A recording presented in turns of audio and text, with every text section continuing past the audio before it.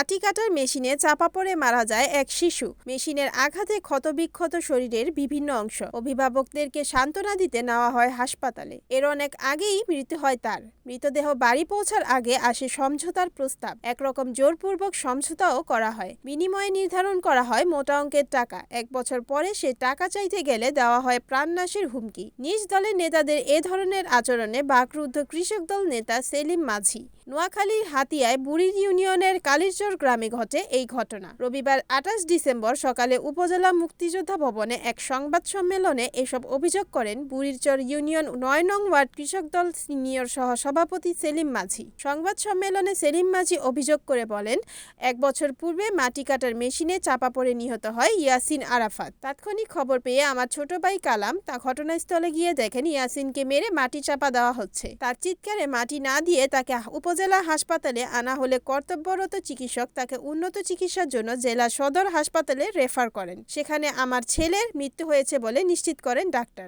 ঘটনাটি ঘটেছিল 2024 সালের মার্চ মাসে। তিনি আরও বলেন, আমার ছেলের মৃতদেহ বাড়ি পৌঁছার আগে ইউনিয়ন বিএনপির সাবেক সভাপতি কাফি ফরাজির নেতৃত্বে স্থানীয় বিএনপি ও অঙ্গ সহযোগী সংগঠনের কয়েকজন নেতাকর্মী আমার বাড়ি এসে সমঝোতার প্রস্তাব দেয়। এক পর্যায়ে 3 লক্ষ টাকা ক্ষতিপূরণ দেওয়ার সমঝোতা হয়। তাতে আমার ছেলের দাফন সম্পন্ন হয়। এরপর একাধিকবার সালিশদারদের কাছে টাকা চাওয়ার পরে পাওয়া যায়নি। গত 1 সপ্তাহ ধরে কয়েকবার আমি কাফি ফরাজির কাছে গেলে তিনি আমার সাথে দুর্ব্যবহার করেন। সংবাদ সম্মেলনে সেলিম মাঝি কান্না বিজড়িত কণ্ঠে বলেন, আমি একজন কৃষক দলের নেতা হয়েও আমি আমার দলের কাছে সুবিচার পাই নাই। সালিশদার প্রধান কাফি ফরাজি তাদের নির্ধারণ করা ক্ষতিপূরণের জন্য যতবারই যায় তিনি আমাকে অপদস্থ করেন।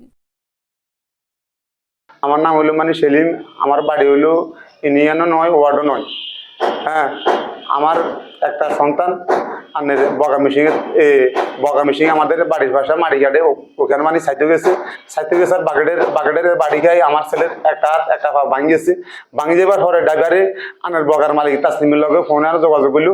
একটা হোলা বগাটের আর বাইকে একটা অংশ তার ভাঙি গেছে। এখন এগুলো আর কিতাম তখন আনের তাসলিম ডাক্তার বগার ড্রাইভারে গুলো ছেলেটারে এত না মাটি চাপা দিয়ে দাও। মাটি চাপা দিতে গেছে। আর আমার একটা ভাই ছিল কালাম ওইখানে দেখি এক বাকেট মাটি দিছে। আগের বাকেট মাটি দিবার টাইমে আমার ভাই দেখছে। দেখি আমার ভাই স্বীকৃতি দিল, আমার ভাতিজারে মারিয়ালা। আমার ভাই যখন দৌড় দিছে তখন উনি উত্তরাতি করি আমার ছেলেটারে উঠাইতেও যায়। বাকেটের 3টা দাঁত আমার ছেলের হেঁটে দিয়ে শেষিয়েছে। শেষিয়াই 2টা দাঁত আমার ছেলে হিসমাথা দিয়ে ঢুকি। আমার ছেলেটা হিসমাথা উঠেছে। আমার ছেলেটা জায়গার মধ্যে মারা যাবার পরে আর বুঝতে পারলাম ওনারা নোয়াখালী নিছে। নোয়াখালীতে আমার ছেলেটারে বাড়িতে আনছে।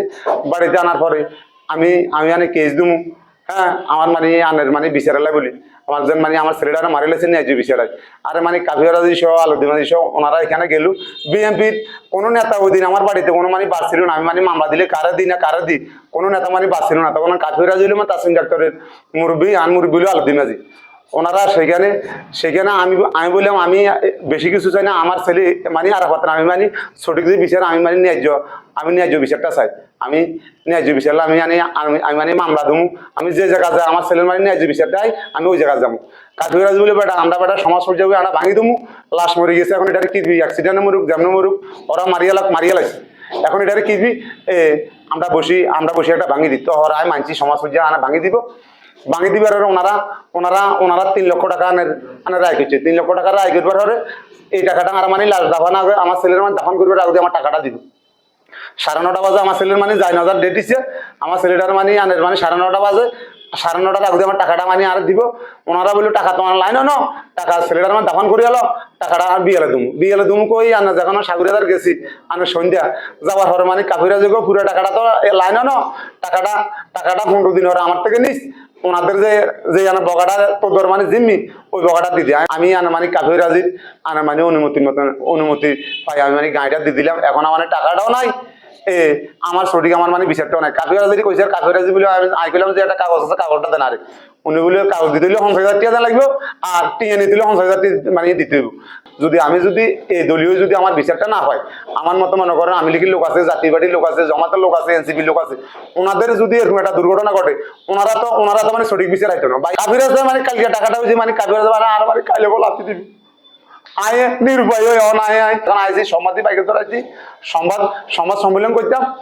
আমি আপনার মানে ওনারা আর যে কামটা করছে মানে আর এই কামটা মানে প্রেশার দিয়ে করছে। আমি আগেও বলছি আমি ভাই আর টাকা পয়সা দরকার না, আগে আর টাকা চাই না, এখন আর টাকা চাই না, আমার ছেলে মারা গেছে আমি মানে সঠিক আমি মানে বিচারটা চাই।